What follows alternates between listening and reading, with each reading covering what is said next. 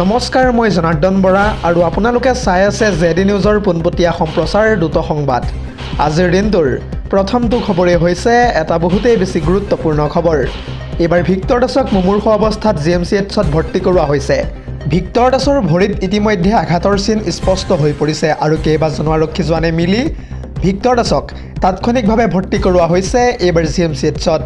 আৰু এই সন্দৰ্ভত সবিশেষ তথ্য চাওঁ আহক। পুনৰ জনাইছোঁ, এইবাৰ ভিক্টৰ দাসক মুমূৰ্ষু অৱস্থাত পুৱতি নিশা ভৰ্তি কৰোৱা হৈছে GMCHত। কেইবাজনো আৰক্ষী জোৱানে মিলি GMCHলৈ লৈ যায় ভিক্টৰ দাসক। আৰু ভিক্টৰ দাসৰ ভৰিত ইতিমধ্যে আঘাতৰ চিন স্পষ্ট হৈ পৰিছে। GMCHৰ নিৰীক্ষণ কক্ষত বৰ্তমান সময়ত ৰখা হৈছে ভিক্টৰ দাসক। কিছুদিনৰ পৰা কেন্দ্ৰীয় কাৰাগাৰত যিহেতু কাৰাবন্দী হৈ আছে ভিক্টৰ দাস, আৰু কাৰাৰুদ্ধ অৱস্থাতে আক্ৰমণৰ বলি হৈছে এইবাৰ ভিক্টৰ দাস। ভিক্টৰ দাসৰ ওচৰলৈ যাবলৈ দিয়া হোৱা নাই কোনো এজন লোকক বৰ্তমান সময়ত। আজিৰ আমাৰ পৰৱৰ্তী খবৰটো হৈছে আন এটা বহুতেই বেছি গুৰুত্বপূৰ্ণ খবৰ, কিয়নো কেইটিমান মুহূৰ্তৰ পূৰ্বে মুখ্যমন্ত্ৰী হিমন্ত বিশ্ব শৰ্মাই মিয়া মুছলমানৰ সন্দৰ্ভত কেইবাটাও গুৰুত্বপূৰ্ণ মন্তব্য কৰিছে। মুখ্যমন্ত্ৰীগৰাকীয়ে এই সন্দৰ্ভত কি কৈছে ফুল স্ক্ৰীনৰ জৰিয়তে সবিশেষ চাওঁ আহক। পুনৰ জনাইছোঁ, আকৌ এবাৰ বাংলাদেশী মিয়াক সাৱধান কৰি দিলে হিমন্ত বিশ্ব শৰ্মাই। বিজেপিৰ তৃতীয় কাৰ্যকালত অধিক সাৱধান হ'ব লাগিব বাংলাদেশী মিয়াসকল। ইতিমধ্যে আমি ভৰি ভাঙি দিলোঁ, ইয়াৰ পিছত আমি মিয়াৰ কঁকালেই ভাঙি পেলাম, এয়া মন্তব্য হিমন্ত বিশ্ব শৰ্মাৰ। অসমৰ মন্দিৰ বনাঞ্চল দখল কৰা মিয়াৰ কোনো নিস্তাৰ নাই। লাভ জেহাদ আৰু আন অপৰাধ কৰা বাংলাদেশী মিয়া এইবাৰ সাৱধান হ'বই লাগিব। অসমৰ ৰাইজে ইতিমধ্যে বুজি পাইছে এইবাৰ মই কি কৰিম। বেদখলমুক্ত কৰা হ'ব এইবাৰ অসমৰ প্ৰায় 10 লাখ একৰ ভূমি। ৰাষ্ট্ৰীয় সংবাদ মাধ্যমত কেইটিমান মুহূৰ্তৰ পূৰ্বে এনেদৰে হুংকাৰ প্ৰদান কৰিছে হিমন্ত বিশ্ব শৰ্মাই। পৰৱৰ্তী খবৰটো হৈছে আন এটা বহুতেই বেছি গুৰুত্বপূৰ্ণ খবৰ, কিয়নো 26ৰ বিধানসভা নিৰ্বাচনত পৰাজয় হোৱাৰ পাছত প্ৰথমটো প্ৰতিক্ৰিয়া ব্যক্ত কৰিছে ৰেজাউল কৰিম চৰকাৰে। এক প্ৰকাৰ গৌৰৱ গগৈক তুলাধুনা প্ৰদান কৰাৰ লগতে কংগ্ৰেছী আন নেতৃবৃন্দসকলক লৈও কেইবাটাও গুৰুত্বপূৰ্ণ মন্তব্য কৰিছে ৰেজাউল কৰিম চৰকাৰে। পুনৰ জনাইছোঁ, নিৰ্বাচনত পৰাস্ত হোৱাৰ পিছতে ৰেজাউল কৰিম চৰকাৰৰ ডাঙৰ প্ৰতিক্ৰিয়া প্ৰকাশ।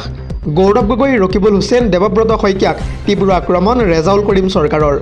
মাত্ৰ 13 দিনত মই নিৰ্বাচনী যুঁজত নামি প্ৰায় 88,000 ভোট পাইছিলোঁ, কিন্তু ইয়াৰ বিপৰীতে কংগ্ৰেছে কি পালে? ৰাইজৰ মৰম আৰু আশীৰ্বাদৰ বাবেই ইমান ভোট পাবলৈ মই সক্ষম হ'লোঁ। আৰু মই কংগ্ৰেছত থকাহেঁতেন উজনি অসমত ভোট নাপাম বুলি ভাবি লৈছিল কংগ্ৰেছে। আৰু ৰাজনৈতিক দলত মই যোগ দি সৌসিদিনা ভাল কথাহে কৈছিলোঁ, বেয়া কথা মই এটাও কোৱা নাছিলোঁ। মই ধুবুৰী, শিৱসাগৰ, বৰাক, ব্ৰহ্মপুত্ৰক লৈ বৰ অসম গঢ়াৰ কথা কৈছিলোঁ। শিৱসাগৰখনক মই ধুবুৰী বনাম বুলি কেতিয়াও কোৱা নাছিলোঁ। কিন্তু আজি উজনি অসমত কংগ্ৰেছ একেবাৰে বিধ্বস্ত হৈ গ'ল। কংগ্ৰেছৰ পৰা মোক খেদিবৰ বাবে গভীৰ ষড়যন্ত্ৰ কৰা হৈছিল।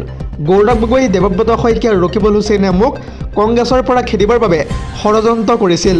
গৌৰৱ গগৈয়ে আনক দোষাৰোপ কৰাতকৈ নিজৰ দুখবোৰ শুধৰাই লওক। নিৰ্বাচনত পৰাস্ত হোৱাৰ পিছতে ৰেজাউল কৰিম চৰকাৰে এনেদৰে প্ৰথমটো প্ৰতিক্ৰিয়া ব্যক্ত কৰা দেখিবলৈ পোৱা গৈছে। দৰ্শকসকল, আৰু বহুতো গুৰুত্বপূৰ্ণ খবৰ আছে। যদিহে আপুনি এতিয়ালৈকে এই ভিডিঅ'টোত লাইক কৰা নাই তেন্তে এতিয়াই লাইক কৰি দিয়ক, আৰু এনেধৰণৰ খবৰসমূহ সদায় পাই থাকিবৰ কাৰণে চেনেলটো ছাবস্ক্ৰাইব কৰি ভিডিঅ'টোত এটাকৈ লাইক কৰি দিব। পৰৱৰ্তী খবৰটো হৈছে আন এটা বহুতেই বেছি গুৰুত্বপূৰ্ণ খবৰ, কিয়নো অসম পশ্চিমবংগত কেনেকৈ জয়ী হ'বলৈ পালে এইবাৰ NDA। ভোট চুৰি কৰি জয়ী হৈছে নেকি এইবাৰ বিজেপি? এই সন্দৰ্ভত কেইবাটাও গুৰুত্বপূৰ্ণ মন্তব্য কৰিছে যোগেন্দ্ৰ যাদৱে। পুনৰ জনাইছোঁ, অসম আৰু পশ্চিমবংগৰ বিধানসভা নিৰ্বাচনত কেনেকৈ জয়ী হ'ল বিজেপি? দুয়োখন ৰাজ্যত বৃহৎ সংখ্যাগৰিষ্ঠতাৰে বিজেপি কেনেকৈ জয়ী হ'বলৈ পালে? প্ৰখ্যাত ৰাজনৈতিক বিশ্লেষণ যোগেন্দ্ৰ যাদৱে প্ৰকাশ কৰিছে ইয়াৰ প্ৰকৃত কাৰণ। সমষ্টি পুনৰ্নিৰ্ধাৰণ আৰু SIR হৈছে বিজেপি জয়ী হোৱাৰ মুখ্য কাৰণ। যদি অসমৰ দৰে সমষ্টি পুনৰ্নিৰ্ধাৰণ আৰু পশ্চিমবংগৰ দৰে SIR দেশত প্ৰযোজ্য হয় তেন্তে গণতন্ত্ৰৰ কোনো অৰ্থই নাথাকে। ৰাজনৈতিক বিশ্লেষক যোগেন্দ্ৰ যাদৱে কৰিছে এনেদৰে তাৎপৰ্যপূৰ্ণ মন্তব্য। পৰৱৰ্তী খবৰটো হৈছে PM কিষাণৰ 23 নং কিস্তিৰ ধনক লৈ আহি পৰিছে কেইবাটাও গুৰুত্বপূৰ্ণ আপডেট, কিয়নো PM কিষাণ সন্মান নিধিৰ ধন লাভ কৰাসকলৰ বাবে আহি গ'ল ডাঙৰ খবৰ। 23 নং কিস্তিৰ ধন লাভ কৰিবৰ বাবে শীঘ্ৰে পঞ্জীয়ন কৰিব লাগিব আপোনাৰ নাম। পঞ্জীয়ন নকৰা কৃষকে এইবাৰ নাপাব 23 নং কিস্তিৰ ধন, অন্যথা বঞ্চিত হ'ব পাৰে 23 নং কিস্তিৰ ধন লাভৰ পৰা। জুন মাহৰ শেষৰ ফালে অথবা জুলাই মাহৰ শেষৰ ফালে কৃষকৰ বাবে মুকলি কৰা হ'ব PM কিষাণৰ 23 নং কিস্তিৰ ধন। আৰু আপোনাৰ নামটো পঞ্জীয়ন কৰাৰ পিছত ঘৰতে আপোনাৰ আবেদনৰ স্থিতি পৰীক্ষা কৰিব লাগিব। এতিয়া প্ৰশ্ন হয় কিদৰে কৰিব আপুনি পৰীক্ষা? তাৰ বাবে প্ৰথমতে আপুনি PM কিষাণৰ অফিচিয়েল ৱেবছাইট pmkisan.gov.in ভিজিট কৰক আৰু তাৰ পাছত হোম পেজত থকা ফাৰ্মাৰ্ছ কৰ্ণাৰত ক্লিক কৰক। তাৰ পিছতেই ষ্টেটাছ অফ সেল্ফ ৰেজিষ্টাৰ্ড ফাৰ্মাৰ্ছ/CSC ফাৰ্মাৰ্ছ বুটামটোত ক্লিক কৰক আৰু নতুনকৈ খোল খোৱা ফৰ্মখনত আপোনাৰ 12 অংকৰ আধাৰ নম্বৰটো লিখি দিয়ক আৰু তাৰ পাছত কাষত দিয়া কেপচা কোডটো শুদ্ধকৈ সন্নিৱিষ্ট কৰক। শেষত সাৰ্চ বুটামটোত ক্লিক কৰিলেই আপোনাৰ আবেদনৰ বৰ্তমানৰ স্থিতি দেখিবলৈ পাব আৰু যদিহে আপোনাৰ পৰীক্ষা কৰি থকা হৈছে তেন্তে পেণ্ডিং ফৰ এপ্ৰুভেল বুলি আহিব আৰু সম্পূৰ্ণ পৰীক্ষা হ'লে এপ্ৰুভ বাই ডিষ্ট্ৰিক্ট/ষ্টেট বুলি আহিব। যদিহে আপুনি আগতেই পঞ্জীয়ন কৰিছিল আৰু কিস্তিৰ তথ্য চাব বিচাৰে তেন্তে ফাৰ্মাৰ্ছ কৰ্ণাৰত থকা নাও ইয়ৰ ষ্টেটাছত ক্লিক কৰিব লাগিব। তাৰ বাবে আপোনাৰ পঞ্জীয়ন নম্বৰ আৰু মোবাইলত অহা OTPৰ প্ৰয়োজন হ'ব। পৰৱৰ্তী খবৰটো হৈছে আন এটা বহুতেই বেছি গুৰুত্বপূৰ্ণ খবৰ, কিয়নো পশ্চিমবংগৰ মুখ্যমন্ত্ৰী মমতা বেনাৰ্জীয়ে নিৰ্বাচনত পৰাজয় হোৱাৰ পিছতো এতিয়াও হাৰ মনাই নাই। প্ৰয়োজন হ'লে এইবাৰ ন্যায়ালয়ৰ কাষ চাপিব মমতা বেনাৰ্জী। পুনৰ জনাইছোঁ, নিৰ্বাচনী ফলাফলৰ বিৰুদ্ধে উচ্চতম ন্যায়ালয়ত দ্বাৰস্থ হ'ব এইবাৰ মমতা বেনাৰ্জী।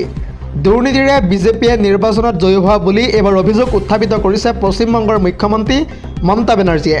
কেৱল ইমানেই নহয়, কোনোপধ্যে মুখ্যমন্ত্ৰী পদৰ পৰা পদত্যাগ কৰিবলৈ সাজু নহয় মমতা বেনাৰ্জী। বৰখাস্ত কৰিলেও বা ৰাষ্ট্ৰপতিৰ শাসন চলিলেও মই পদত্যাগ নকৰোঁ বুলি ইতিমধ্যে ডাঙৰ মন্তব্য কৰিছে মমতা বেনাৰ্জীয়ে। মই কিয় পদত্যাগ কৰিম? আমি নিৰ্বাচনত যিহেতু পৰাস্ত হোৱাই নাছিলোঁ, কেৱল ভোট লুট আৰু ষড়যন্ত্ৰৰে আমাক পৰাস্ত কৰা হৈছে। আমাৰ হাতত ইয়াৰ উচিত প্ৰমাণ আছে। প্ৰয়োজন হ'লে আমি ন্যায়ালয়ৰ কাষ চাপিম বুলি এক প্ৰকাৰ ডাঙৰ মন্তব্য কৰিছে মমতা বেনাৰ্জীয়ে। আৰু যদিহে মমতা বেনাৰ্জীয়ে পদত্যাগ নকৰি মুখ্যমন্ত্ৰীৰ কাৰ্যালয় দখল কৰি থাকে তেন্তে ৰাজ্যপালে আৰক্ষীৰ দ্বাৰা উচ্ছেদ কৰাৰ পূৰ্ণ সম্ভাৱনা আছে মুখ্যমন্ত্ৰীৰ কাৰ্যালয়।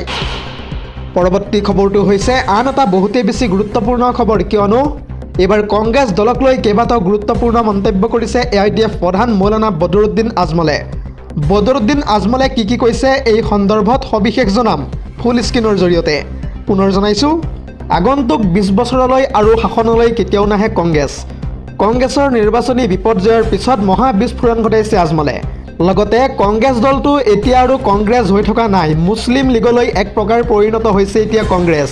নৱনিৰ্বাচিত কংগ্ৰেছৰ 19জন বিধায়কৰ ভিতৰত 18জনেই হৈছে মিয়া মুছলমান। এতিয়া কেনেকৈ কংগ্ৰেছ ধৰ্মনিৰপেক্ষ হৈ থাকিব? অসম কংগ্ৰেছক এতিয়া নেতৃত্ব দিয়ে যিহেতু মিয়া মুছলমানে, আৰু এই বাৰ্তা এতিয়া দেশ পাৰ হৈ বিশ্বলৈ যাব। পুনৰ জীৱন পাবলৈ কংগ্ৰেছক কমেও 20 বছৰমান লাগিব। ইয়াৰ বাবে কংগ্ৰেছ ৰণকৌশল আৰু গৌৰৱৰ নেতৃত্ব দায়ী।